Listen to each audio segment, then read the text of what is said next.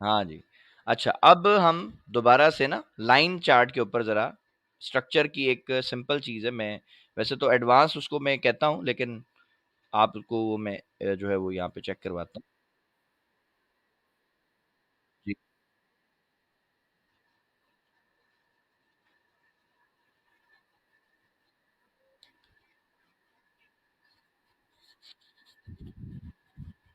हुँ। नहीं, ब्रेकआउट का मैंने उस कमेंट में भी रिप्लाई दिया था कि देखिए नॉर्मली जो ब्रेकआउट होता है ना, वो छोटे टाइम में तो आपको पता है सब कुछ ब्रोकर के हाथ में है, ठीक है? वो ब्रोकर कर लेता है, अक्सर करता है, ट्रैप करता है। किसी जैसे एक्सनेस है, एक्सनेस में अक्सर ऐसा मैंने देखा है कि कुछ और जो है वो मैनिपुलेशन हो रही होती है, प्राइस कुछ और चल रही होती है, कैंडल का शेप भी कुछ और होता है और अगर आप दूसरे किसी ब्रोकर में देखेंगे तो अलग होता है। लेकिन ट्रेडिंग व्यू पे हर चीज़ सिंपल आपको बता दी जाती है ना। तो आपने ब्रेकआउट अगर देखना है और आप एक बड़ा टीपी लेना चाहते हो ना, तो कोशिश करो कि आप थोड़े बड़े टाइम में आ जाओ। यानी M15 से ऊपर-ऊपर आप देख लो, M30 में देख लो, H1 में देख लो तो अच्छा होता है। लेकिन ये जो स्ट्रैटेजी है ना हमारी, इसमें तो ब्रेकआउट का चक्कर आपने सिंपल उसी टाइम में देखना है जिसमें आप स्ट्रक्चर मार्क कर रहे हो। अगर मैं M1 देख रहा हूँ, तो मैं पागल तो नहीं हूँ कि ना कि मैं H1 में ब्रेकआउट देखूँगा भई। H1 में तो जब एक कैंडल बनेगी, M1 में तो तकरीबन जो है वो 60 कैंडलें बन जाएँगी। ठीक है? सो मैंने जब स्ट्रक्चर के ऊपर ये ट्रेड करनी है, तो पहला इसके तो मैंने आपको उँगलियों पे गिन के बताए थे ना स्टेप्स के। नंबर 1 आपने चीज़ जो देखनी है वो लिक्विडिटी देखनी है। नंबर 2 आपने इंड्यूसमेंट देखनी है। नंबर 3 आपने स्ट्रक्चर को शिफ्ट यानी कि जो आपका चेंज ऑफ कैरेक्टर है वो पकड़ना है और फिर आपने एंट्री ले लेनी है बस। जब ये 3 स्टेप आपने तरीके से पूरे कर लिए ना इंशाअल्लाह ताला फिर आपका एसएल हिट हो ही नहीं सकता। सवाल ही नहीं पैदा होता आपका। और अगर होगा भी तो 10 ट्रेडें लोगे तो इंशाअल्लाह 7-8 में आपको अच्छे टीपी मिलेंगे, बहुत अच्छे।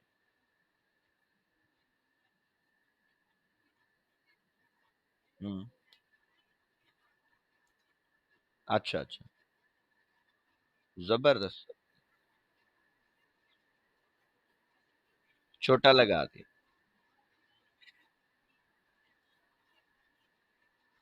तो एटीआर यूज़ नहीं किया था? एटीआर नहीं यूज़ किया होगा ना आपने एसएल के लिए? हाँ, तो फिर ये गलती की ना आपने। हमेशा एसएल अब आप देखो ये यहाँ पे एसएल रखवाया इसने, ठीक है? कि जी ये इसके नीचे, लेकिन एटीआर कह रहा है भाई इधर एसएल आपका होना चाहिए। एटीआर का मैंने आपको बताया था फ़ॉर्मूला, ये क्या करता है, ये कैंडल्स को आपस में प्लस करता है। प्लस करने के बाद उनकी प्राइस को डिवाइड करके ना एक एवरेज प्राइस आपको निकाल के दे देता है कि भाई नॉर्मली जो कैंडल है ना, ये बता देता है यार यहाँ तक तो आ सकती है।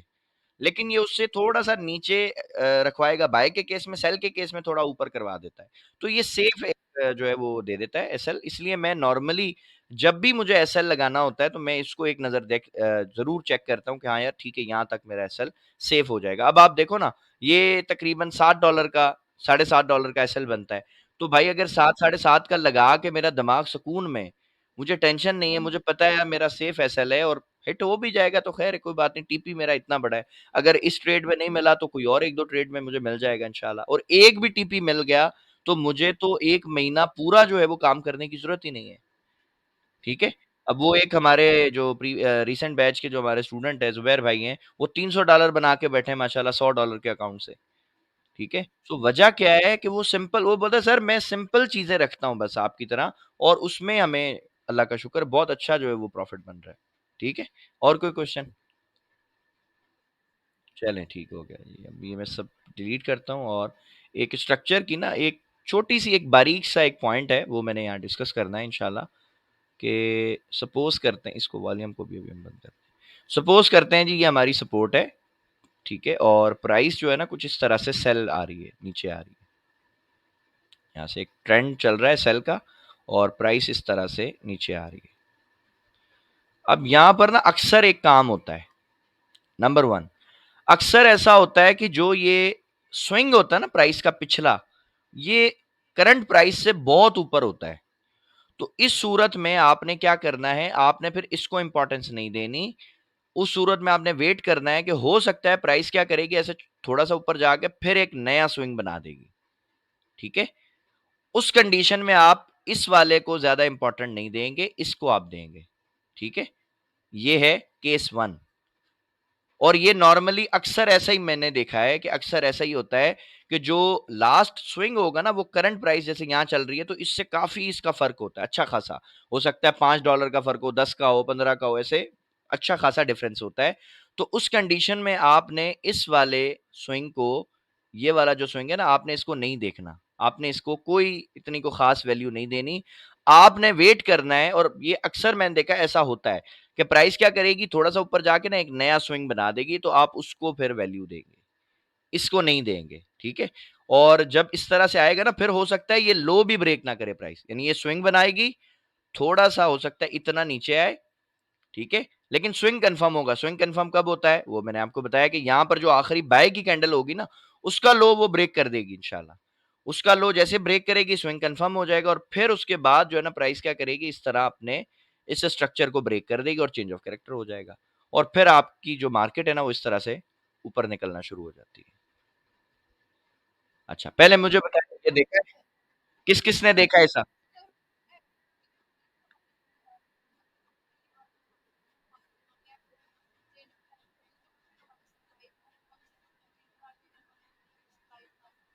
ऐसे ही है, ऐसे ही है।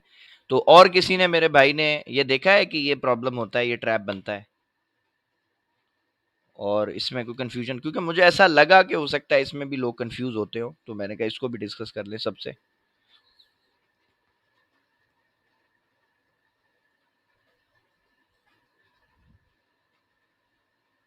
चले जी, लगता है मजीद किसी और को कोई। सर यहाँ पे बनेगा चेंज ऑफ कैरेक्टर आपका, ये है अब आपका लास्ट स्विंग, ये नहीं है, ठीक है सर? अब आपने जस्ट इसका ब्रेकआउट देखना है।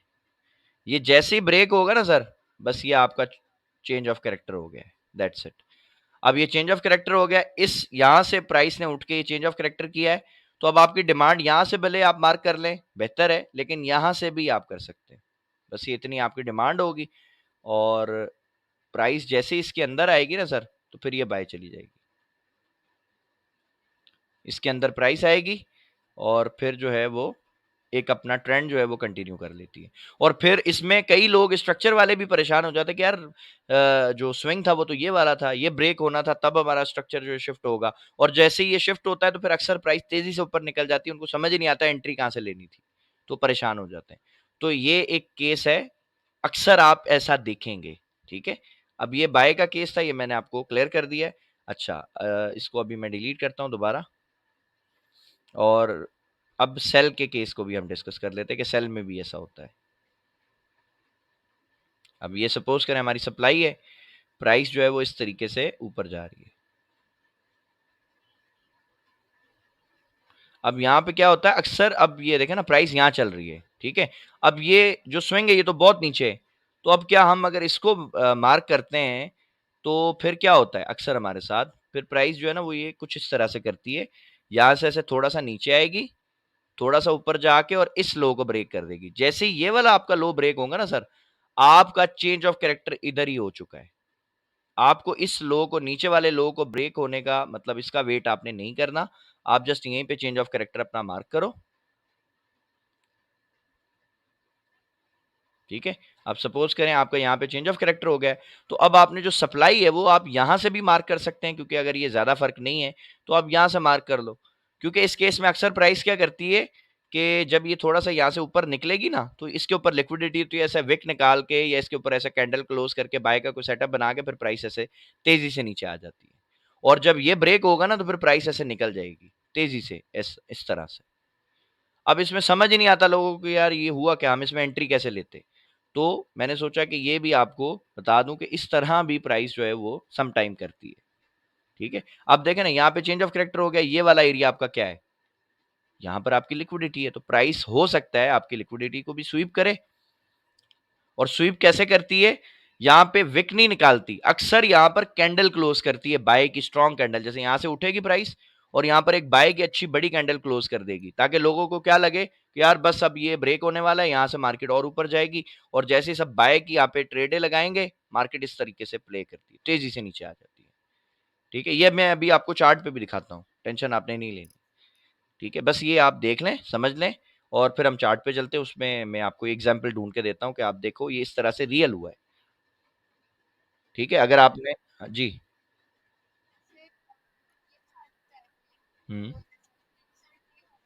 हुँ, सही है। हुँ,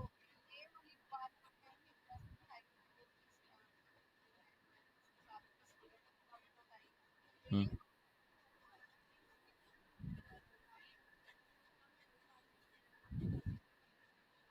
हुँ। जी, बिल्कुल ऐसा मैं इसीलिए जो ऐसे ही होता है।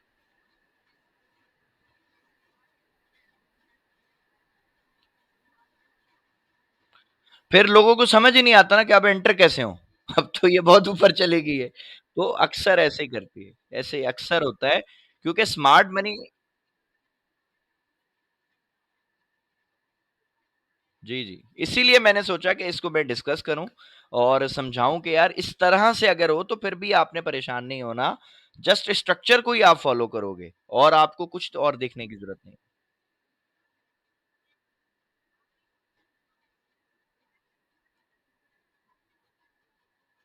बिल्कुल ऐसे ही देखिए मैं अब अल्हम्दुलिल्लाह पिछले 4-5 साल से जो कि मैं स्ट्रक्चर भी काम कर रहा हूँ, तो मुझे तो अल्हम्दुलिल्लाह मतलब अब लाइनें लगाने की भी ज़रूरत नहीं पड़ती क्योंकि मेरी प्रैक्टिस इतनी हो गई है और मैं 1 मिनट के अंदर अक्सर जो है वो मुझे एक ट्रेड मिल जाती है अल्हम्दुलिल्लाह। 1 मिनट टाइम फ्रेम में जैसे स्ट्रक्चर शिफ्ट होता है समझ आ जाता है।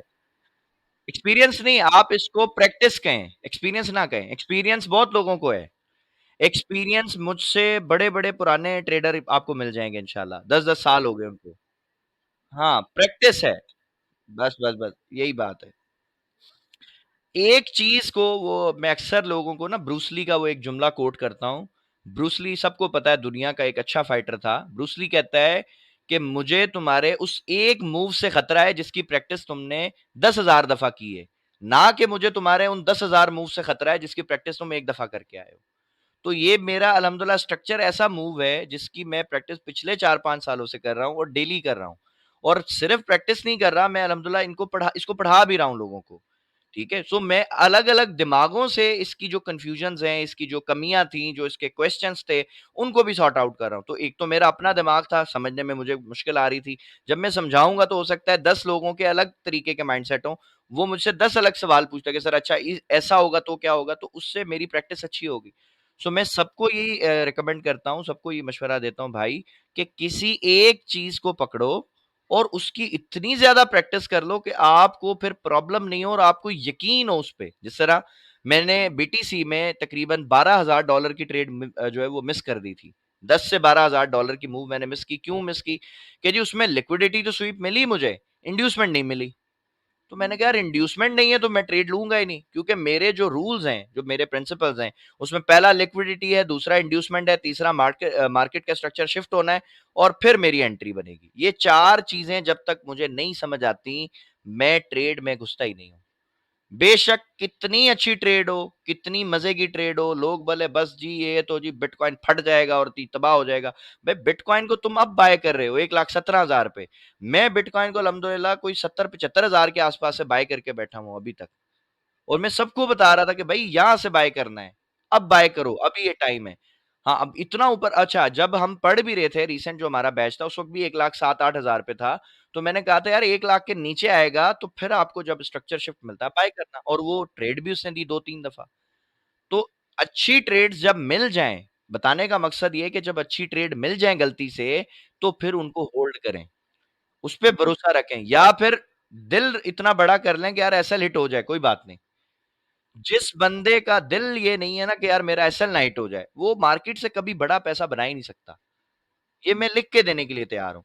लेकिन जब आप रेडी हो ना कि हाँ यार ठीक है, कोई बात नहीं। जैसे मैंने आपको फ्राइडे की एग्ज़ाम्पल दिखाई।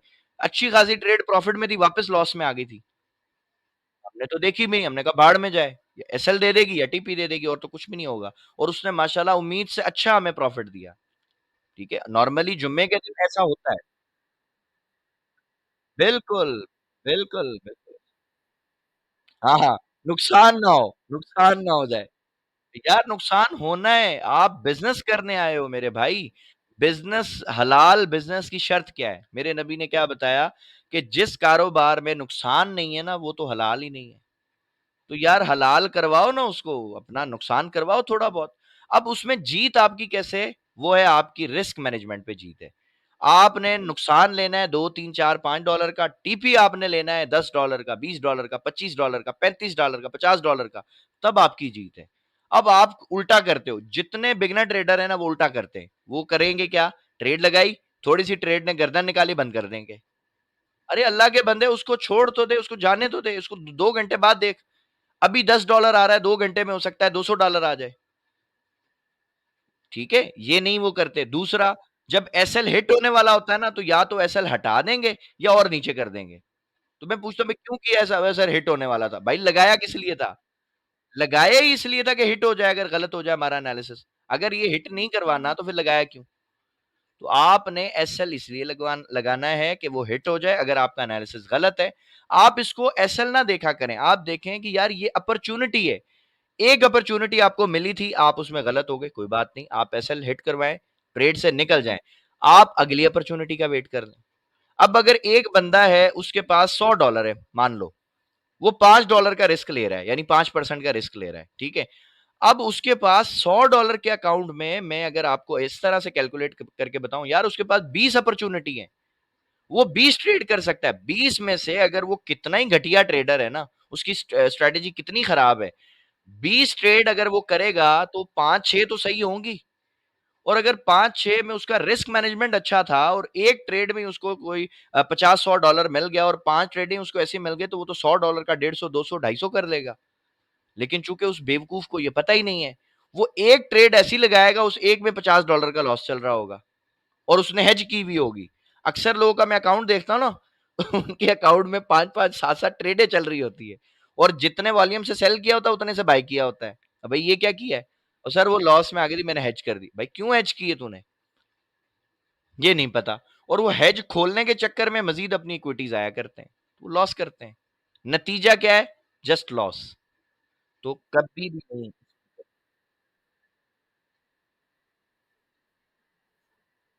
बिल्कुल, बिल्कुल ऐसे ही है।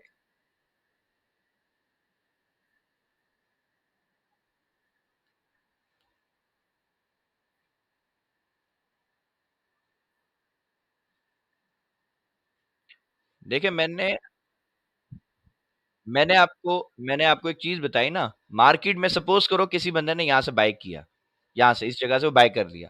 अब मार्केट नीचे आ रही है, ठीक है? वो कभी भी ये नहीं सोचेगा बेवकूफ़ कि यार ये सेल की ट्रेड है ना, अब मार्केट सपोज़ करो इधर आ गई, उसको लॉस हो रहा है। मतलब उधर से इधर से बाय किया हुआ है, इधर तक लॉस हो रहा है। अब उसके माइंड में ये नहीं आएगा कि मैं इसको बंद करके सेल लगा लूँ कि यार गिर तो रही है नीचे, प्रॉफ़िट तो होगा ना, वो नहीं करेगा। वो क्या करेगा, एक बाय इधर से लगाइए, एक यहाँ से लगाएगा, एक यहाँ से लगाएगा, एक यहाँ से लगाएगा, एक यहाँ से लगाएगा, अब मार्केट इधर आ जाएगी। अब वो क्या करे? अब मार्केट ने सपोज़ करो बाय तो यहीं से जाना था ना, अब वो यहाँ पे अपना स्ट्रक्चर इस तरह से जब शिफ्ट करेगी ना, अब देखो वो करेगा क्या? जैसे ही ये ऊपर आएगी, वो इस ट्रेड से निकलेगा कि यार ठीक है, थोड़ा-सा मिल गया प्रॉफ़िट, बस ये निकल मेरी जान छूटी। अच्छा, ये वाली प्रॉफ़िट में आएगी, निकल जाएगा, ये वाली आएगी, निकलेगा, ये आएगी, निकलेगा, अब यहाँ तक आ गई। अब मुझे बताओ उस बेवकूफ़ ने कमाया क्या? ये नीचे पूरा ये ट्रेंड भी मिस हो गया, यहाँ से ऊपर भी आ गई, कमाया भी कुछ नहीं। हाँ,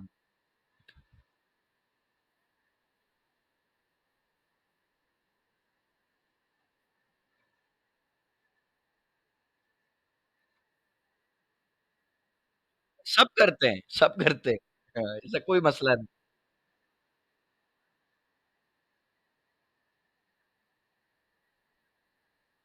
हाँ, ऐसा होता है, बिल्कुल ऐसे ही।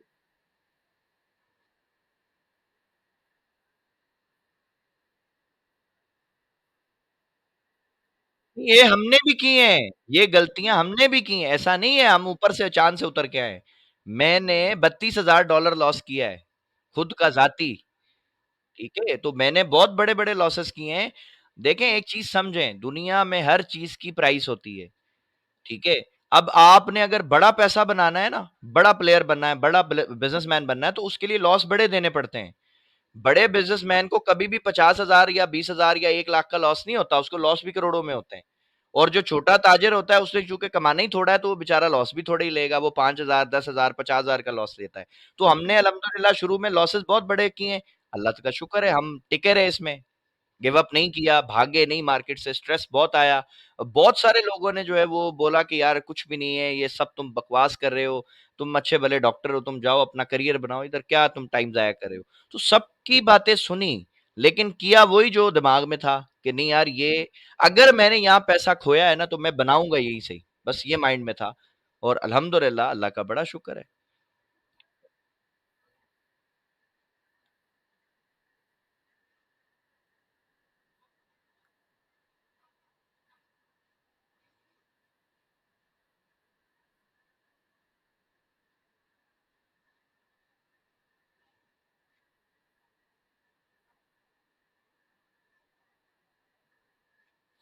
हर बंदा ऐसे ही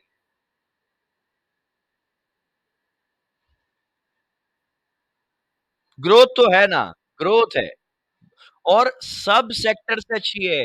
हाँ। देखें ग्रोथ है और हर सेक्टर से ज़्यादा ग्रोथ है। अब आप मुझे बताएँ ना, दुनिया का कौन-सा कारोबार होगा जो एक दिन में मुझे $550 दे दे 10 सेंट की ट्रेड लगानी। यानी मेरा टोटल इन्वेस्टमेंट मैंने कितनी कर दी $60 आप लगा लो ना, $60-70 का मेरा एसएल था। तो यानी मैं 50 से $60 या $70 इन्वेस्ट करूँ और $550 मिले मुझे। दुनिया का कोई कारोबार नहीं है इस वक़्त ऐसा, जो 1 दिन में या 2 दिन में मुझे इतना प्रॉफ़िट दे दे। नहीं दे सकता। ग्रोथ के चांसेस बहुत ज़्यादा हैं, इसलिए रिस्क भी ज़्यादा है। जितना बड़ा रिस्क है, उतना बड़े रिवॉर्ड्स हैं, ठीक है? अब मसला ये है कि द जब हम पे ये फ़ेज़ चलता है, सब ट्रेडर्स पे ये फ़ेज़ आता है कि पैसे नहीं है, परेशान है, घर चलाना है, सब चीज़ें मैनेज करनी है, बहुत प्रॉब्लम है। लेकिन उस फ़ेज़ को अगर आप 2 तरीकों से टैकल करें, जैसे मैंने किया। सबसे पहला काम आप एक सिंपल कोई छोटा-मोटा कोई अर्निंग का सोर्स ढूँढ लो। कोई जॉब कर लो, कुछ भी ऐसा कर लो कि आपको ना पैसे आपके पास आते रहें, ताकि आपको ये नहीं हो कि यार ये बिल्कुल खाली हो गया बंदा, ठीक है? हाँ, होना चाहिए। देखिए मैं प्राइवेट ट्यूटर था अल्हम्दुलिल्लाह, मैं एक स्टूडेंट को पढ़ाता था, मुझे 7-8 हज़ार 10,000 फीस मिल जाती थी। यानी मुझे पता था यार अगर मैं 10 बच्चे भी पढ़ा लूँ तो लाख रुपए तो आ जाएगा।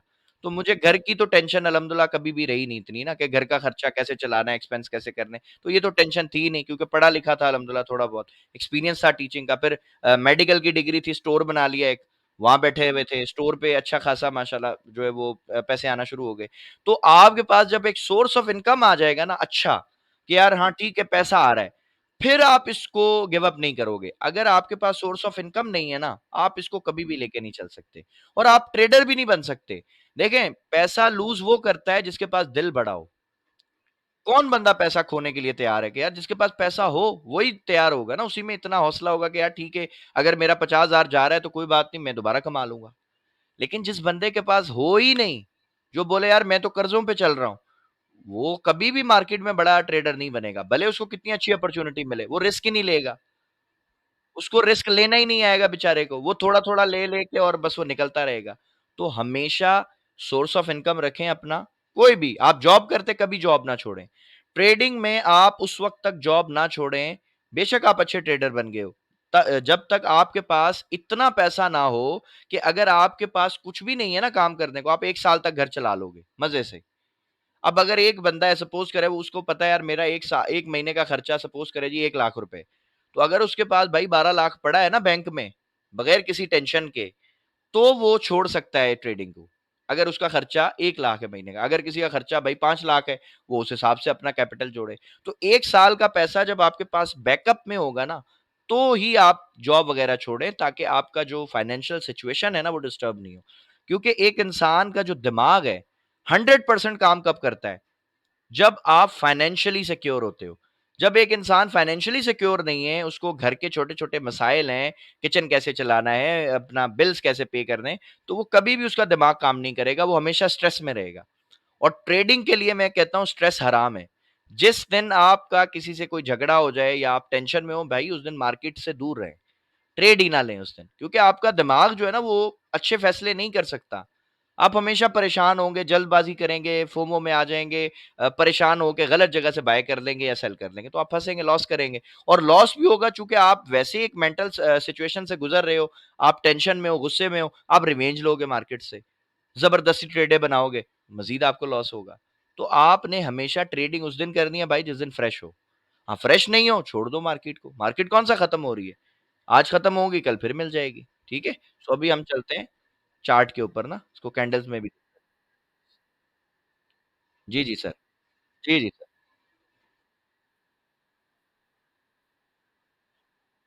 क्या बात है सर! ज़बरदस्त।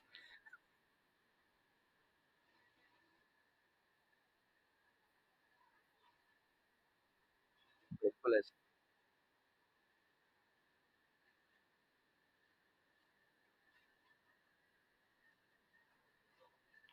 सर ऐसे ही है, बिल्कुल 100% ऐसे ही है सर, ठीक है? अब लोग इस चीज़ को सर समझते नहीं है ना, अगर समझें, तो पंगा ही खत्म हो जाए सर, मसला ही खत्म हो जाए हमारा।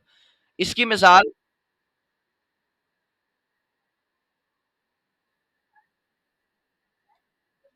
हाँ, करेगी,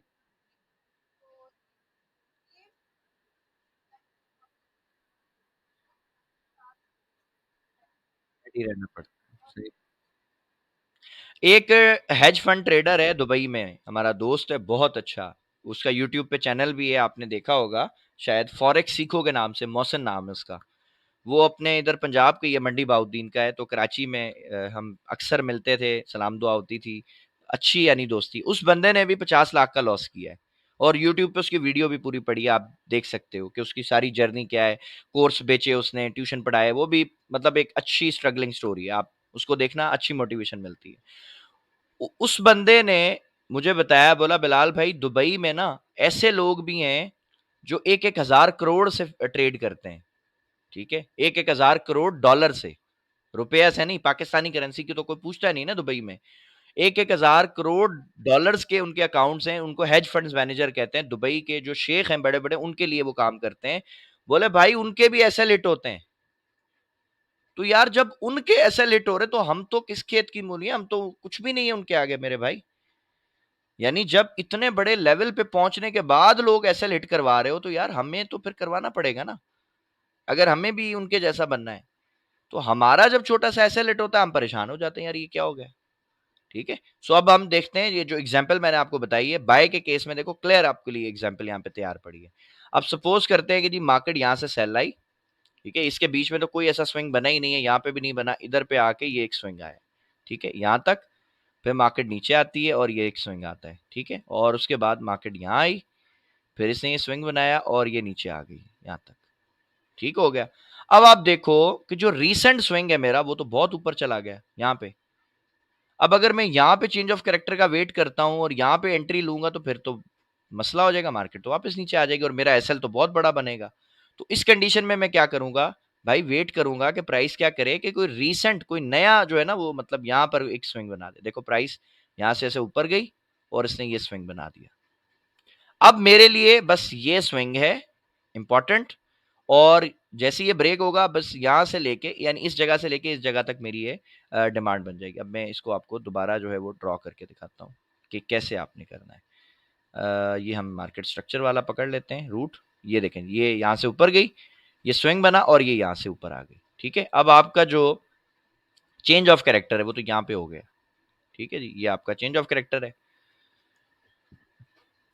ठीक हो गया। अच्छा, अब इस केस में डिमांड आप कहाँ से बनाओगे भाई? यहाँ से भी बना सकते हो, लेकिन मैं नॉर्मली यहाँ से बनाता हूँ। ये मेरी डिमांड है बस। अब मुझे पता है कि यार मार्केट जब इसके अंदर आएगी ना, मुझे ट्रेड मिल जाएगी इंशाल्लाह। अब यहाँ पे आई है भाई, यहाँ पे भी ट्रेड मिल गई, नीचे एसएल होता है, हिट नहीं हुआ, देखो बाय चलेगी। और अगर इसके अंदर आने का वेट किया, तो भाई यहाँ पे भी मुझे ट्रेड मिली है और यहाँ से देखो बाय हो गई मार्केट, कोई मसला ही नहीं हुआ अल्हम्दुलिल्लाह। तो ये रीसेंट टाइम पे ये स्ट्रक्चर बना है H1 में, तो मैंने इसीलिए सोचा कि भाई ये आपसे डिस्कस करूं कि अब जब इतना ऊपर आपका लास्ट स्विंग चला गया, तो फिर आप क्या करोगे? फिर तो आप यहाँ पे हाँ जी। हुँ,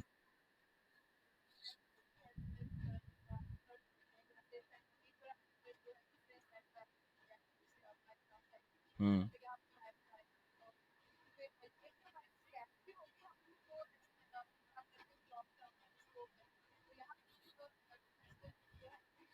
नहीं होगा ना, अगर आप एटीआर यूज़ करो, ये देखो आप एटीआर यूज़ कर लो, ठीक है? अब एटीआर में लेट्स से अगर कोई यहाँ से बाय कर रहा है, ठीक है? ये वाला, यहाँ से तो कभी बाय बनेगा ही नहीं ना, बिकॉज़ आपकी डिमांड में मार्केट कब आई है प्रॉपर? डिमांड के अंदर। हाँ, हाँ, डिमांड में आया ना प्राइस। अब यहाँ से लेट्स से अगर किसी ने बाय किया है,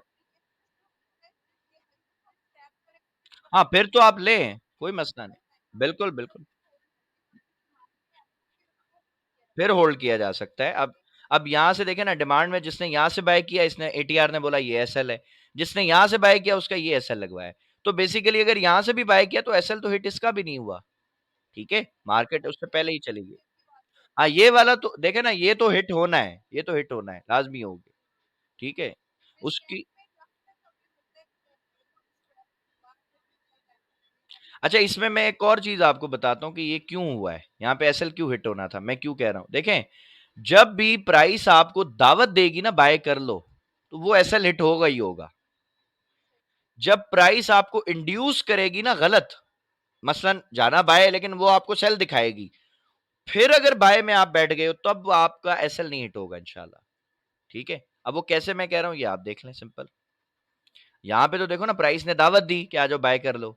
यहाँ पे भी देखो दावत दी बाय कर लो। लेकिन यहाँ पे देखो क्या किया इसने। यहाँ पे तो ये बाय नहीं करवा रहा हमें।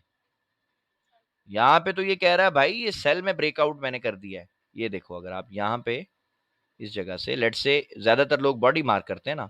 अब आप ये देखो, यहाँ पे क्या किया इसने। ये इसको ब्रेकआउट किया बड़ी कैंडल से, उसका रीटेस्ट किया, फिर सेल कर दिया, दोबारा उसके करीब गया, फिर सेल करवा रहा है।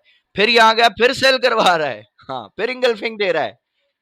यहाँ तो वो चाह ही नहीं रहा ना आप बाय करो। लेकिन अगर यहाँ पर आपने बाय कर लिया, जैसे मैंने बताया कि मेरी एंट्री यहाँ पे थी, इस जगह पे मैं इधर पे एंटर हुआ था और एटीआर से मैंने अपना एसएल निकाला था। अब मैं यहाँ पे अगर आपको दिखाऊं ना, ये मेरा बाय है, ठीक है, और ये मेरा एसएल था इसके नीचे, ठीक है। सपोज करते हैं ये वैसे बड़ा है, मैंने छोटे टाइम में एंट्री ली थी तो मेरा एसएल 5-6 डॉलर का आसपास बना था। और इसको अगर मैं एडजस्ट करूं, 5 या 6 डॉलर का आसपास था, छोटे टाइम में बिल्कुल एंट्री मैंने ली थी। तो अब आप देखो ये, और ये अभी तक चल रही है। मैंने यही आपके मॉर्निंग सेशन वाले बैच में मैंने बताया था कि भाई मैं यहाँ तक के लिए जो है ना टीपी का वेट कर रहा हूँ, इस जगह तक के लिए। और ये मैं क्यों कर रहा हूँ, बिकॉज ये मैंने आपको कंसेप्ट पढ़ाया है कि प्राइस जब किसी जगह से गिरती है, तो जब ये वापस उठेगी ना, तो ये ऑलमोस्ट कोशिश ये करती है कि या तो यहाँ तक जाएगी या इससे भी ऊपर निकल जाती है, ठीक है, ये मोस्टली होता है।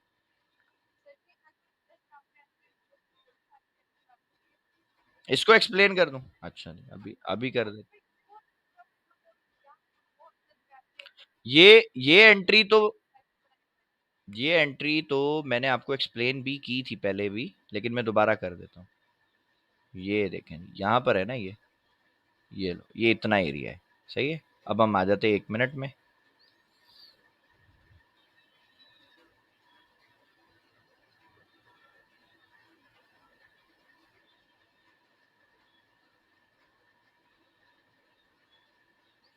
अच्छा जी, सबसे पहले अपन ने क्या मार्क करना होता है?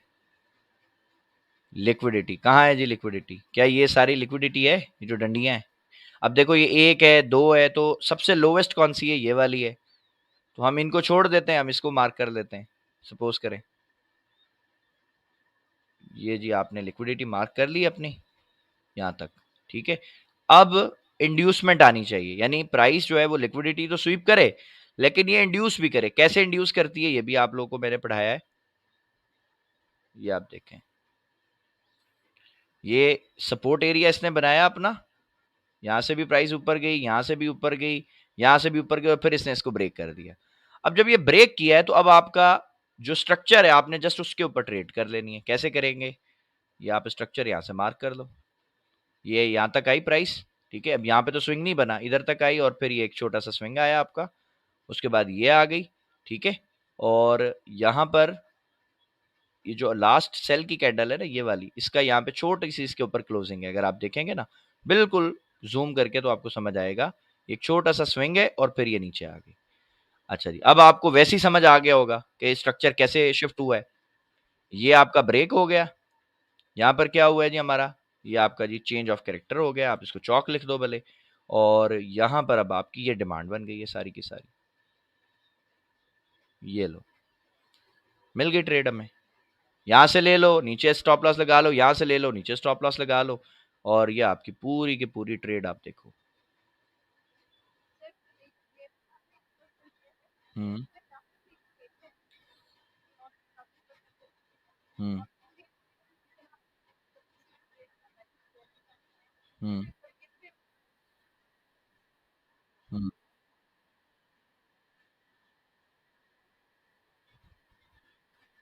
हुँ। हाँ, तो ये होता है ना, मैं इसीलिए आपको कहता हूँ कि जब आपकी ट्रेड 1:2, 1:3 चली जाए, आप कुछ लॉट बंद कर दो। भई अगर आपने सपोज़ करें 10 का लॉट लगाया है, तो भई आप उसमें से 50% 60% बंद कर दो। अगर आप अभी बिगिनर हो, आपके पास इतनी इक्विटी नहीं है, आपको प्रॉफिट बनाना है ना बेसिकली, आपने इतनी बड़ी एफर्ट की है, ट्रेड लगाई है, सब कुछ किया, तो कुछ में से कुछ तो लो। भई अगर मैंने 60% ट्रेड बंद कर दिया, यानी 10 का लॉट था, से 0.6 बंद कर दिया, बाकी ब्रेक इवन कर दिया था। अब चलो ब्रेक इवन हिट हो गया। ये तो मैं अक्सर आपको बताता हूँ ना, लोग कहते हैं ना ये ऑर्डर ब्लॉक टच करने आई थी। कुछ टच नहीं करने आती भई, यहाँ ब्रेक इवन्स थे लोगों के, वो हिट किए। हाँ, हाँ, वो हिट हो गए। उसके बाद दोबारा अगर आपको एंट्री समझ आती है, फिर ले लो। अब फ़र्ज़ करो किसी ने इस ट्रेड में $50 कमा लिए। अब यहाँ पर सपोज़ करें जी उसका एसएल जो है दोबारा $15 बन रहा है। तो यार 50 कमाए, 15 दोबारा रिस्क पे लगा दो। कोई मसला तो नहीं है ना? भई अगर हिट हो गए तो कोई बात नहीं।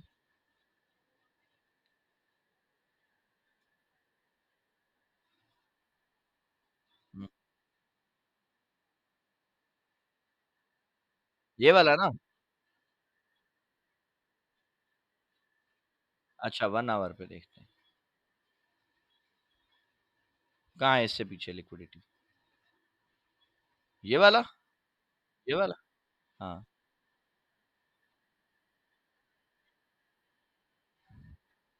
हाँ।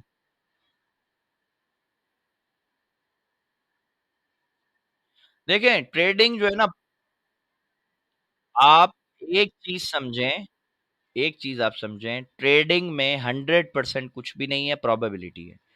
अगर आपके रूल्स वहाँ पर फुलफिल हो रहे हैं और आपको समझ आ रहा है, आप ट्रेड लगाएँ। नहीं समझ आ रहा, छोड़ दें, वेट कर लें। नेक्स्ट टाइम आपको कोई एंट्री मिल जाएगी। ज़रूरी तो नहीं है कि हर दफ़ा इसके ऊपर से निकल जाए। हो सकता है अगली दफ़ा इसको इसको क्या है, इसको भी ब्रेक करके निकल जाए। ठीक है?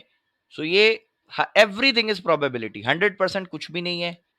कोई भी बंदा अगर बोलता है जी मुझे सब पता है, मैं तो बस ये कॉन्सेप्ट है 100% काम करता है, बकवास करता है।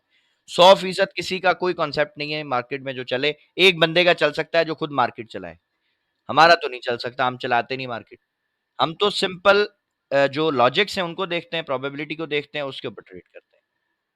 हाँ, रिस्क एवरीथिंग इज़ रिस्क, लेकिन कैलकुलेटेड रिस्क है। एसएल लगा हुआ है भाई, गलत होंगे, हिट हो जाएगा और क्या होगा? इसके अलावा तो मार्केट हमें कुछ भी नहीं कर सकती ना। हाँ, एसएल नहीं हो, फिर ये तेज़ी से गिरेगा, फिर तो हमारी साँस भी बाहर आएगी, भई हमारी इक्विटी जा रही है सारी की सारी।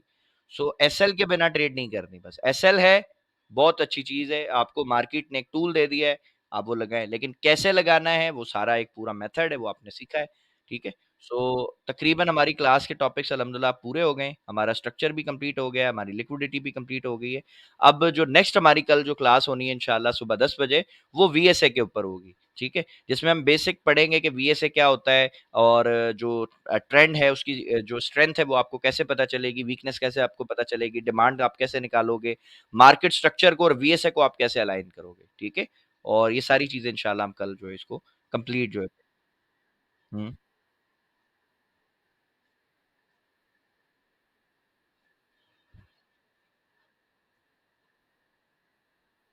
नहीं, इसमें बहुत सारी चीज़ें हैं, इसमें मज़ीद कुछ नए कॉन्सेप्ट्स हैं, वो भी सीखने को मिलेंगे इंशाअल्लाह। देखें, दुनिया में ना जो नॉलेज है वो ख़त्म नहीं हो सकता और मैंने आपको एक जुमला बताया है। हाँ, आ रही हैं, सही बात, बिल्कुल ऐसे ही,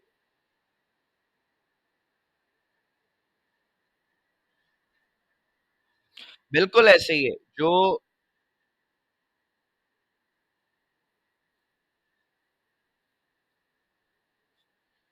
बस शुक्र है अल्लाह का, कोई मसला नहीं, कोई मसला नहीं। अभी ये जो वर्कशॉप है, इसकी मैं रिक्वेस्ट करूँगा अगर आप में से भी कोई जॉइन करना चाहता है, ज़रूर करें। 3 दिन की वर्कशॉप है, कोई ज़्यादा लंबा-चौड़ा काम तो है नहीं, लेकिन इसमें सीखने को इंशाअल्लाह बहुत कुछ मिलेगा, ठीक है?